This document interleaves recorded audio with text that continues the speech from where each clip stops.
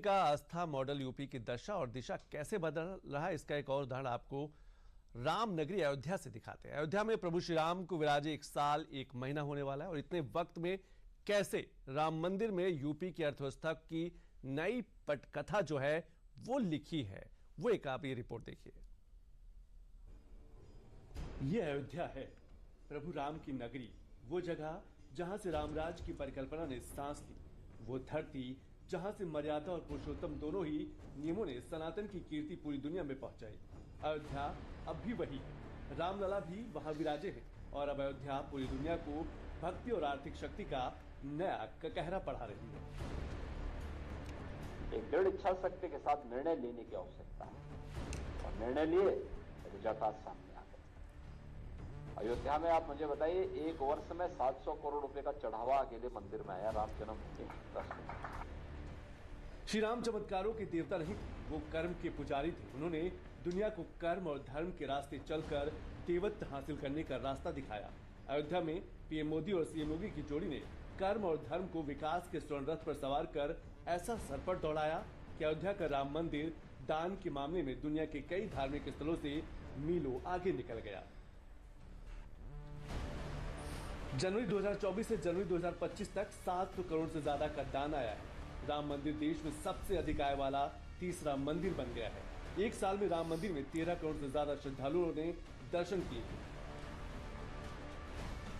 अयोध्या में सिर्फ राम मंदिर का निर्माण ही नहीं हुआ, बल्कि राम नगरी का कायाकल्प भी हुआ।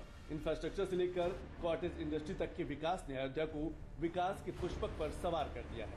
हालांकि ये राह आसान नहीं थी। आस्था से अर्थव्यवस्था के जुड़ाव का ये सफर कांटों भरा था, लेकिन नियत और नीति साफ हो तो नियति खुद ब खुद बुलंद हो जाती है। अयोध्या इसका जीता जागता प्रमाण है।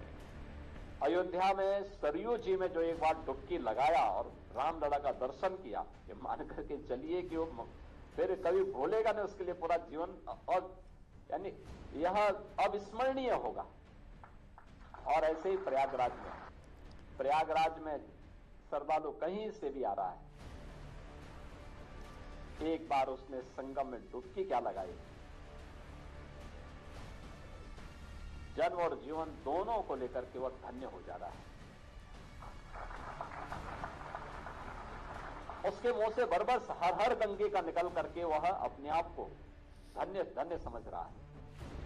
पीएम मोदी वैसे भी आलोचना को आभूषण बनाने के हुनर में माहिर हैं। उनके मार्गदर्शन में राम मंदिर न सिर्फ बना, बल्कि देश और विदेश के करोड़ों श्रद्धालुओं का सबसे फेवरेट डेस्टिनेशन भी बन गया। राम मंदिर ने कमाई के मामले में सारे रिकॉर्ड तो तोड़े ही, इसमें उसको मदद मिली महाकुंभ के महाआयोजन से, क्योंकि महाकुंभ में आस्था की डुबकी के बाद श्रद्धालु भारी संख्या में अयोध्या रामलला के दर्शन के लिए भी पहुंच रहे हैं। राम मंदिर में रोजाना करीब 4 लाख श्रद्धालु दर्शन कर रहे हैं। मंदिर ट्रस्ट के मुताबिक 10 काउंटरों पर हर रोज 10 लाख रुपए से अधिक का चढ़ावा आ रहा है। महाकुंभ शुरू होने के बाद पिछले 1 महीने में 15 करोड़ से ज्यादा का चढ़ावा आया है।